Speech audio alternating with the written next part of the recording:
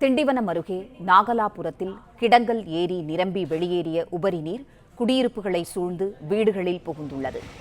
மேலும் தகவல்களை செய்தியாளர் சையத் வழங்க கேட்கலாம். சையத், வணக்கம்.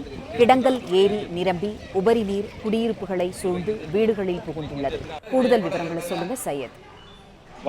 வங்கக்கடலில் உருவாகிய பெங்கல் புயலானது நேற்று கரையை கடந்தது. இதன் காரணமாக விழுப்புரம் மாவட்டம் முழுவதும் கனமழை கொட்டி தீர்த்தது. இதனால் விழுப்புரம் மாவட்டம் திண்டிவனத்தில் கடந்த 2 நாட்களாக கனமழை பெய்து வருகிறது. இந்த நிலையில் திண்டிவனத்தில் கிடங்கல் ஏரி அமைந்துள்ளது. இந்த ஏரியை சுற்றி சுமார் 1000 மக்கள் வசித்து வருகின்றனர். இந்த நிலையில் தொடர் கனமழை காரணமாக கிடங்கல் ஏரி நிரம்பியதால் அதனை சுற்றியுள்ள பகுதிகளுக்குள் மழைநீர் புகுந்தது. இந்த பகுதியில் உள்ள மாணவர்கள், பொதுமக்கள் அனைவரும் மிகவும் சிரமத்திற்கு ஆளாகி வருகின்றனர். மேலும் அத்தியாவசிய தேவைகள் பொருள் கூட வாங்க முடியாமல் பொதுமக்கள் கடும் அவதி அடைந்து வருகின்றனர்.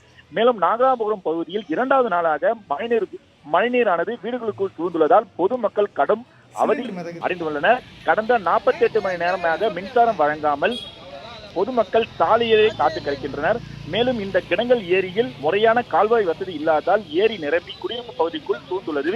எனவே மாவட்ட நிர்வாகம் உடனடியாக நடவடிக்கை எடுக்க வேண்டும் எனவும், உடனடியாக வீடுகளுக்குள் சூழ்ந்துள்ள மழைநீரை அப்புறப்படுத்த வேண்டும் எனவும், மழைநீர் வீடுகளுக்கு வராமல் இருப்பதற்கு துரித நடவடிக்கை ஏற்கொள்ள வேண்டும் என பொதுமக்கள் கோரிக்கை வைக்கின்றனர்.